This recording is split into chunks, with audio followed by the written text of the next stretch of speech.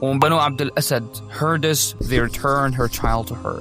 Umm Salamah immediately set off from Mecca toward Medina, a journey of courage and trust in Allah. After Abu Salamah was murdered, the Prophet ﷺ taught her the dua of patience and calamity, and Allah subhanahu wa ta'ala replaced her loss with something better.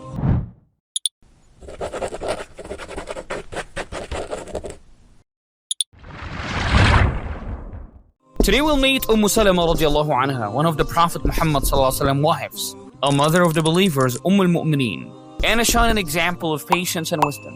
Salamah radiallahu anha was married to Abu Salamah, and they were among the first to accept Islam.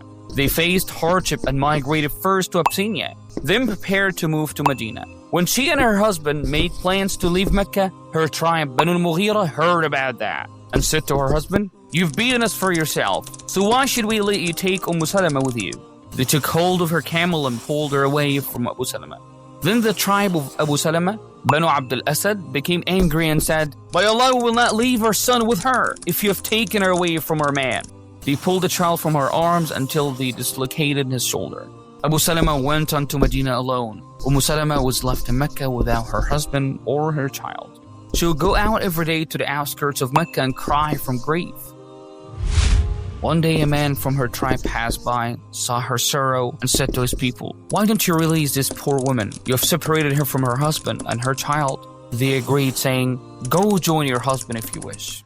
When Banu Abdul Asad heard this, they returned her child to her. Salamah immediately set off from Mecca toward Medina, a journey of courage and trust in Allah.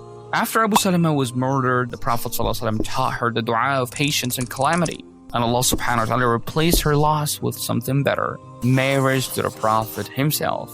She went on to be a wise advisor during the Treaty of Hudaybiyah. When the Muslims hesitated to follow the Prophet ﷺ instructions, it was Salamah who suggested he lead by example, and her advice saved the day. She narrated over 300 hadith, teaching generations after her. She passed away in Medina in 62 AH. What can we learn from Salamah? Patience brings great rewards. Wisdom can guide. And trusting Allah subhanahu wa ta'ala opens doors to blessings we can't imagine. Let's be like Salamah, patient, wise, and ready to help others with good advice.